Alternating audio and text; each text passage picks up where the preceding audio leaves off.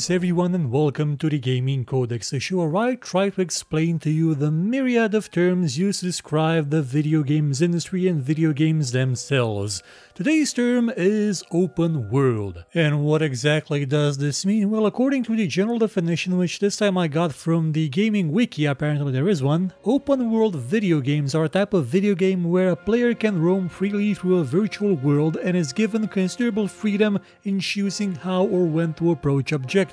The term free roam is also used, as is sandbox and free roaming. Now, the reason I picked this definition is that it goes on to say that the term sandbox is often used incorrectly, which is something I very much agree with, and I will explain the distinction in a moment. But first, let's break down what open world means. You, as a player, can go just about everywhere you would want in a game world. You are not trapped in a corridor, you are not trapped going in one single direction, you are not limited to just following a simple succession of waypoints as you would be in a more limited game, such as one that is based on a level-to-level progression. You can go anywhere you want, and with that kind of idea there comes the expectation of you being able to approach the objectives you are given in any way you want. This is actually a point where a lot of open world games tend to fail, and by a lot I mean many of the ones made by Ubisoft. The two best examples I can give is games which are universally loved by many and I have issues with because of the open world aspect. Far Cry 3 and Assassin's Creed Black Flag. They go out of their way to limit you in their missions. They do their absolute best to force you down a very specific path and not in any way actually allow you to use the open world to achieve that objective. It's a maddening juxtaposition of design ideas, sort of like having a single player only video game that can only be played online. But are those games still open world? I mean, Far Cry 3 and Assassin's Creed Black Flag?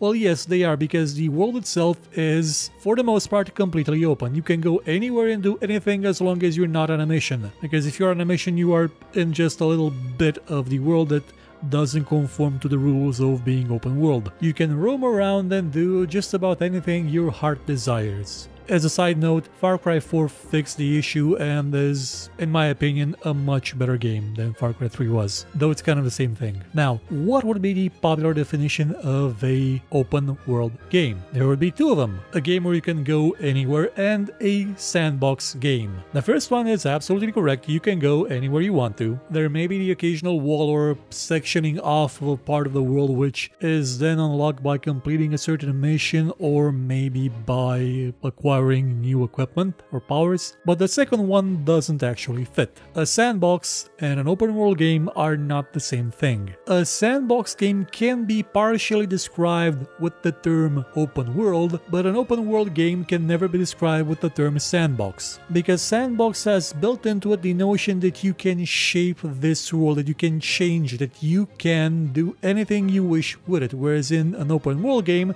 yeah, you may be able to kill every NPC you see, unless it's one of those games where you can't, and for some reason the kids are indestructible and are not the ones fighting dragons in Skyrim. It's because the PG and the SRB rating would be up the walls if they actually allowed child killing, like in the good old days. But there is no element that actually allows you to reshape the world completely, to turn a mountain into a plain, to remove completely every city you see, to fundamentally change the layout of the game. So what I'm saying is that Minecraft, although it is open world, it is not an open world game. It is a sandbox game because you can blow everything up and leave just a giant crater where there once used to be a civilization. This distinction is very important, crucially important, because a couple of years ago I made a show about the best open world games and people criticizing me because I didn't put Minecraft in there, because I should have put the sandbox game there.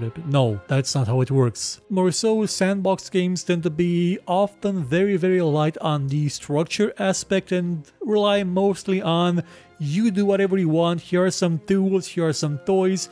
Go do whatever your heart desires. Whereas by contrast, an open world game does have a structure. You do have a story, you do have a plot, you do have a direction, and you cannot change it. It'll always be there. It is set by design, not by your whims. That being said, what would be the marketing definition of open world? Well, that would be every game. Every game. Every game.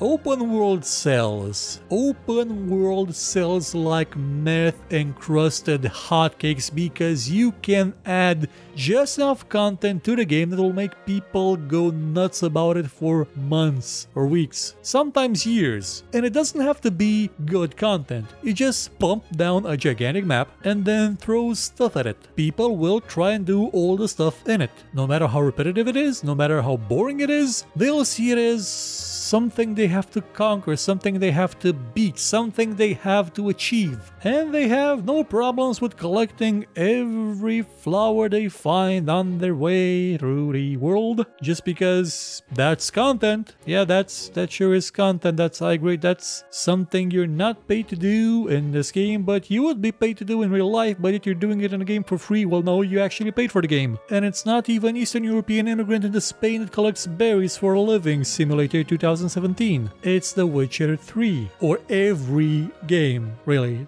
Every open world game has a plant picking aspect, unless you've not noticed. They all have it. I'm surprised the crew does. The crew too will probably have it. You can pick flowers with a car. Why wouldn't you? It's the next logical evolution. And people will constantly buy these because they're seen as having value for their money. You pay 60 bucks, you get a 100-hour game where you pick berries for 10 of them and you shovel dung for 20 of them, or you just aimlessly run around the map for about 50 hours. And yet they will still sell because people do see them as having great value, which is an incorrect term. The correct one would be great volume, because value, well, that's a whole other matter. Objectively, some open world activities are worse than others, but some people do still seem to enjoy collecting feathers and berries and plants by the hundreds. So closes another edition of the Gaming Codex. Come back next week when we will tackle a brand new term.